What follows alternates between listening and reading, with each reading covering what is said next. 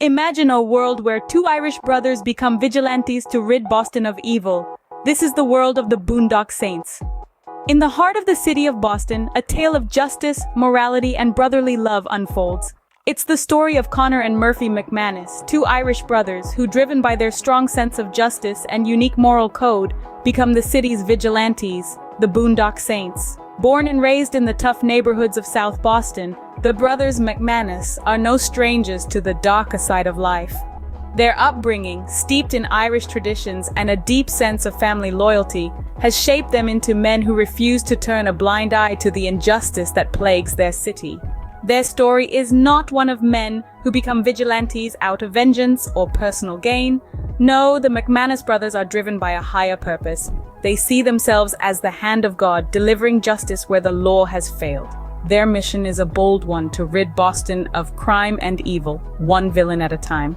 But these aren't your average vigilantes. The brothers McManus you see have a moral code that's as unyielding as it is unique. They don't harm the innocent. They don't enjoy the violence. They do what they do because they believe it's necessary, because they believe it's right. Their journey into vigilantism isn't a choice. It's a path they find themselves on due to circumstances beyond their control.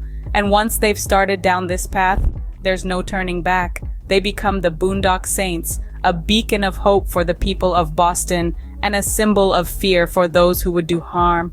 The Brothers McManus are not your average vigilantes. Their story is one of faith, justice, and a sibling bond that is unbreakable. The Boondock Saints are not just about talk, they are about action. They're the brothers who walk the line between vigilante justice and divine intervention, taking on a mission to cleanse the streets of Boston from the clutches of crime. This isn't a game of checkers for them, it's a game of chess. Every move is calculated, every step deliberate. Their modus operandi is unique, a blend of strategy and spontaneity that's as unpredictable as it is effective. They don't just walk into a situation guns blazing. No, they study their targets, understand their patterns, dissect their operations. They plan and they execute in a style that's as unique as their mission. Their determination is unwavering, a constant flame burning bright in the darkest of nights. Their resolve is as solid as the cobblestones of the streets they've sworn to protect. They don't falter, they don't back down. They stand tall in the face of adversity, a beacon of hope in a city clouded by fear. The citizens of Boston see this.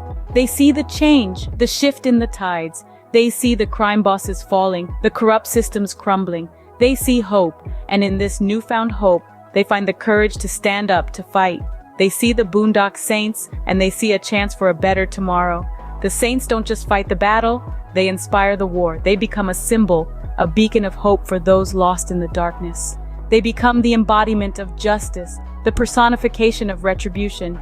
Yet in all this, they remain humble, grounded. They're not seeking glory or fame. They're not doing this for the recognition. They're doing this for the city they love, for the people they care about. They're doing this because it's the right thing to do.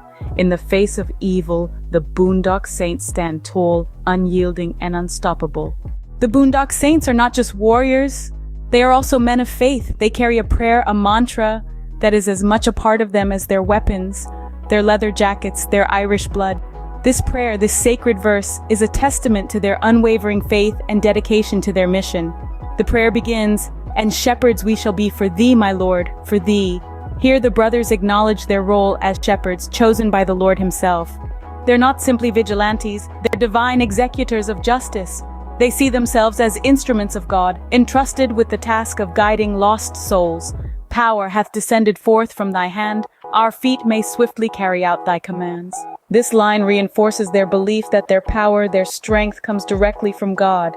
It's not just about their skill or their weaponry, it's about divine intervention, about being vessels for God's will. "So we shall flow a river forth to thee, and teeming with souls shall it ever be."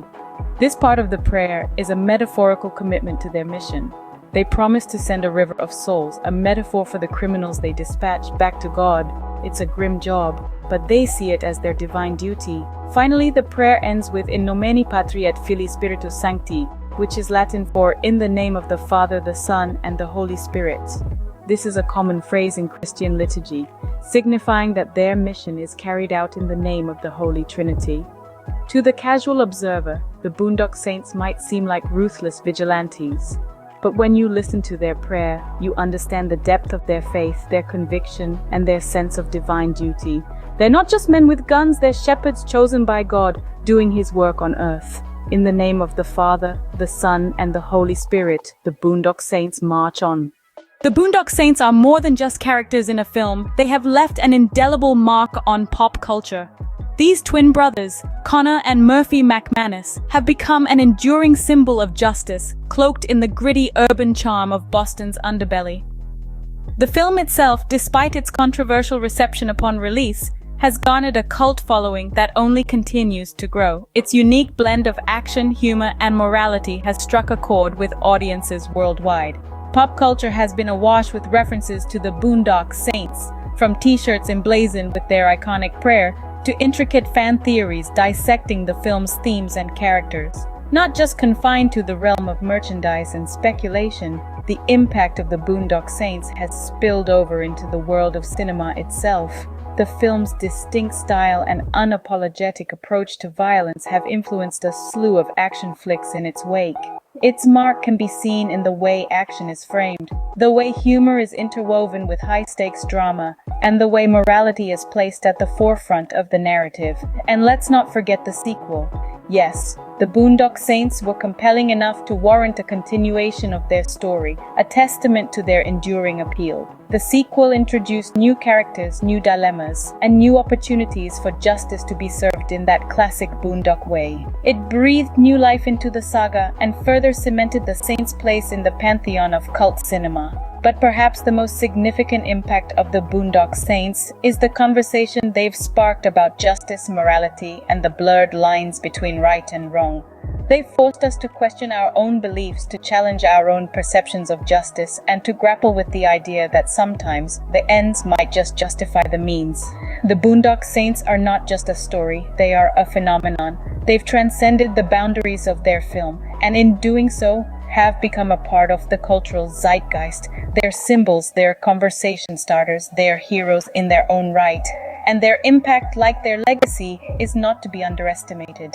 The story of the Boondock Saints is one that continues to resonate with audiences worldwide. The film's legacy is not just etched in its cult status, but in the themes it explores: justice, faith, and brotherhood.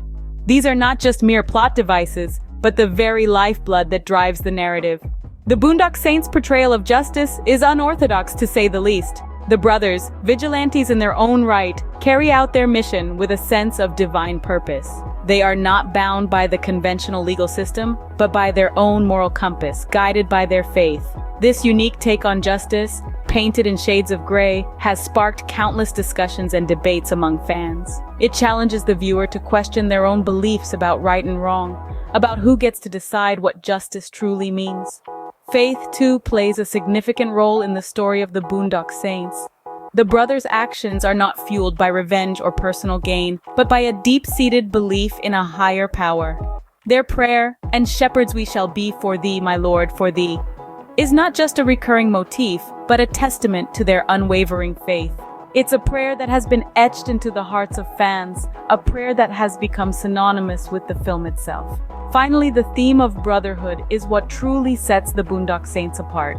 The bond between the brothers is palpable, their chemistry undeniable. They stand together, fight together, pray together. Their relationship is the heart of the film, the emotional core that keeps the audience engaged. The Boondock Saints, two brothers on a mission, a prayer that echoes, and a legacy that endures. In nomine Patris et Filii et Spiritus Sancti.